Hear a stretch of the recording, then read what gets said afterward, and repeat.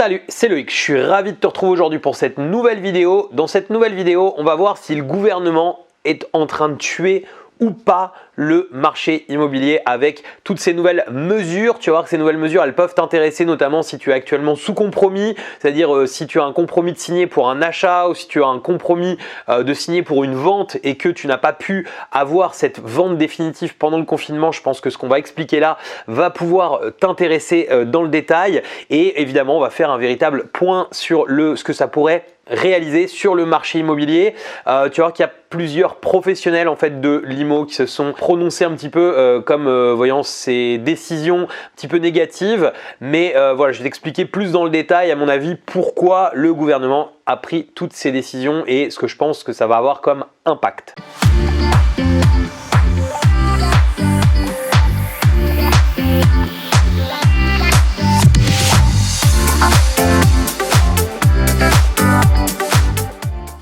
Alors, juste avant de démarrer, je t'invite à t'abonner à cette chaîne. Tu as juste besoin de cliquer sur le bouton s'abonner qui est apparu dans la vidéo ou bien juste en dessous de la vidéo. N'oublie pas la petite cloche pour être prévenu à chaque fois que je publie une nouvelle vidéo. On fait des vidéos à la fois sur l'actu, ce qui se passe au niveau de l'immobilier actuellement et aussi sur tout simplement les méthodes d'investissement rentable. Donc, tu n'as qu'à cliquer et puis tu seras prévenu à chaque fois que je publie une nouvelle vidéo. Alors concrètement, le 25 mars dernier, le gouvernement a tout simplement publié une ordonnance qui tente à mettre à jour en fait un petit peu bien tout ce qui se passe par rapport au Covid-19, par rapport à cette crise sanitaire qu'on est en train de vivre et surtout au confinement, au fait que quelque part l'État est arrêté, que l'ensemble quasiment de la France est à l'arrêt. Alors j'exagère un petit peu quand je dis l'ensemble de la France, il y a plein de gens qui continuent à travailler, notamment les gens qui sont dans les personnels hospitaliers, etc. et aussi tout un tas d'entreprises. Et d'ailleurs franchement félicitations au personnel hospitalier parce que de ce que j'ai compris, c'est vraiment compliqué actuellement de pouvoir soigner les gens dans de bonnes conditions. Vous manquez énormément de matériel, donc voilà, vous avez vraiment tout mon soutien.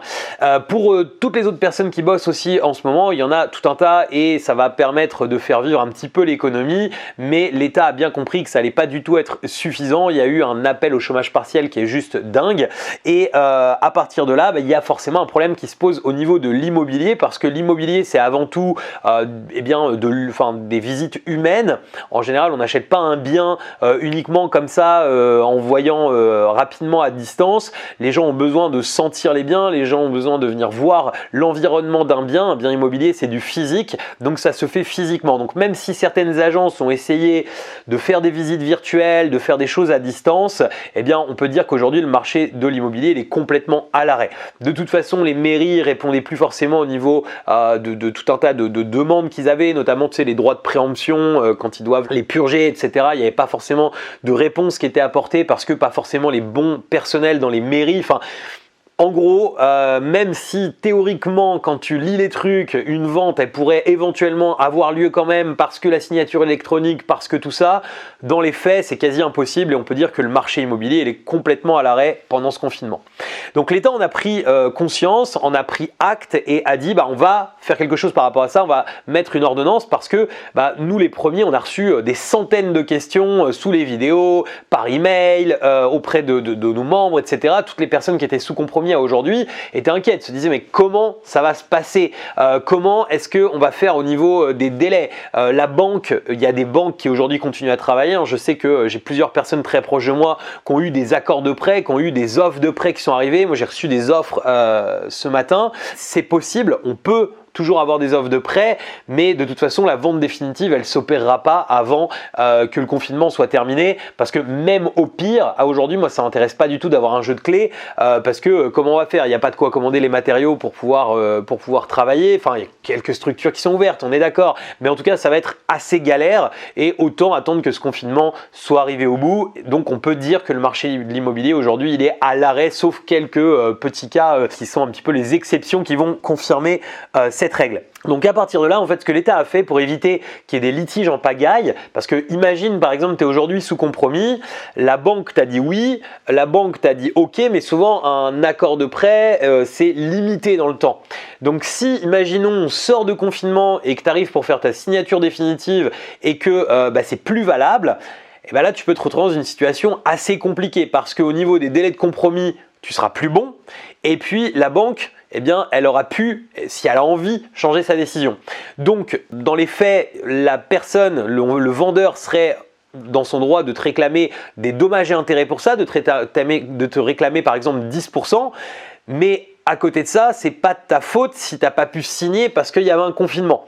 Donc forcément, ça risquerait de finir tout ça au tribunal et de faire tout un tas de paperasse inutile et d'embrouilles juridiques pour pas grand chose. Donc à partir de là, l'État il s'est dit on va réagir et on va bouger. Alors qu'est-ce qui est sorti en gros? Alors je vais te le faire sans aller dans tous les détails parce que je pense que ça n'aura pas un gros intérêt, mais je vais plutôt te donner des exemples, donc je pense que ce sera beaucoup plus parlant. La première chose, c'est le délai SRU qui a été prolongé. Alors qu'est-ce que c'est? C'est, tu sais, le délai de 10 jours que tu as pour réfléchir si tu signes un achat.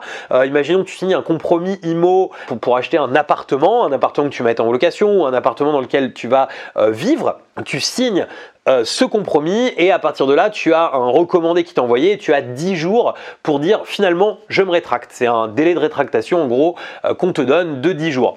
Ce délai SRU, il a été reporté à après la période qui est plus que la période de confinement puisque après la période d'urgence sanitaire et ça a même été ajouté d'1 mois. Je vais t'expliquer, tu vas voir, ça va être assez simple. En gros, ils nous ont pris le 12 mars comme date à partir de laquelle l'urgence sanitaire a été mise en place. Donc en fait, si aujourd'hui tu as un délai, c'est-à-dire que si tu avais signé en fait comme c'est un délai de 10 jours après le 2 mars, en fait ton compromis, eh bien tu étais encore dans les 10 jours de cette loi SRU au 12 mars, donc ça veut dire qu'à partir de là, ton délai, il s'est arrêté. En fait, c'est comme s'il n'y avait pas eu de délai. Et ce qui va se passer, c'est qu'à partir du 25 mai prochain, on va terminer en fait cette période, c'est le moment en fait où le gouvernement a déclaré que se terminait cette urgence sanitaire.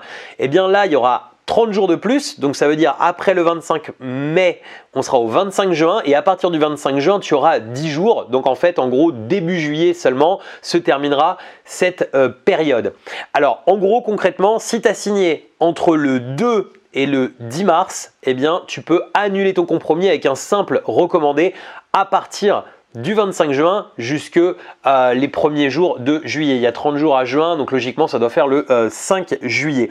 Donc tu vas avoir la possibilité voilà, de reporter de cette manière. Donc ça c'est quand même plutôt positif. Si à tout hasard, on ne sait jamais, imaginons on sort du confinement dans 1 mois, on voit qu'il y a des mouvements un peu importants, bah, ça peut être un argument pour renégocier un petit peu à la baisse éventuellement ce que tu avais signé en fait, par exemple. Ensuite, il y a un deuxième délai en fait qui est repoussé et ça c'est un peu plus galère en fait. Si tu sais, les mairies ont ce qu'on appelle un droit de préemption, c'est-à-dire que les mairies, elles ont la possibilité de dire le bien que tu achètes, en fait, nous, on veut l'acheter et ils sont prioritaires, c'est-à-dire qu'ils peuvent te piquer le bien, tout simplement. Alors, personnellement, ça m'est jamais arrivé, mais je connais des gens à qui c'est arrivé et c'est vrai que c'est pas forcément drôle. Tu fais une belle négo et puis finalement, cet immeuble ou cette maison, ils ont prévu de faire quelque chose dans le coin et ils disent, finalement, nous, on l'achète à ta place et ça, tu peux rien y faire. En fait, c'est la mairie qui achète à ta place et tu es obligé de te retirer de la vente. Alors, ce droit de préemption, les mairies ont 2 mois en fait pour le faire valoir, c'est-à-dire qu'au moment où il y a le compromis de signer, le notaire il envoie en fait un courrier à la mairie pour dire voilà, on a une vente qui a été signée, un compromis qui a été signé à tel prix, dans telles conditions et qui terminera à tel moment. Et à partir de là, la mairie, une fois qu'elle reçoit ça, elle a 2 mois en fait pour répondre si elle met en place son droit de préemption ou pas. Donc il y a beaucoup de mairies dans des grandes villes en fait qui ont un service urbanisme qui répond relativement rapidement, mais tu as plein de mairies dans lesquelles ça ne répond pas. Et donc là concrètement, si au 12 mars tu avais un compromis en cours et que la mairie a répondu au droit de préemption et avait dit je préempte ou je ne préempte pas, en tout cas s'ils avaient répondu avant le 12 mars, bon, pas de problème, la signature pourra avoir lieu comme il faut. Sinon, le droit de préemption va se mettre en fait à courir après ce délai en fait d'urgence sanitaire. Donc résultat, ça veut dire que si tu as ça en place et que vraiment la mairie ne répond pas, eh bien ça pourrait créer des signatures qui n'aient lieu que début août. Donc si tu as des doutes là-dessus, n'hésite pas à interroger ton notaire pour savoir si la mairie ou pas avait répondu et s'il peut te donner un estimatif de la date de signature définitive que tu risques de pouvoir avoir, parce qu'il va y avoir des grosses surprises à ce niveau-là, c'est sûr et certain.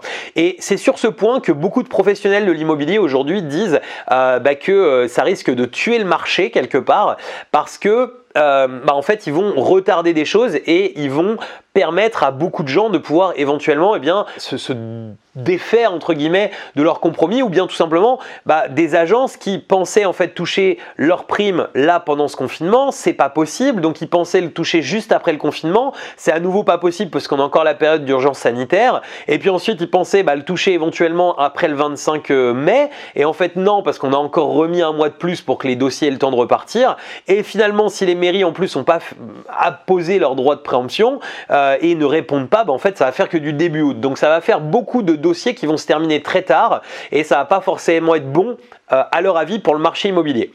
Alors je vais t'expliquer pour les délais d'obtention de prêt dans une seconde, mais je termine bien là-dessus parce que c'est important.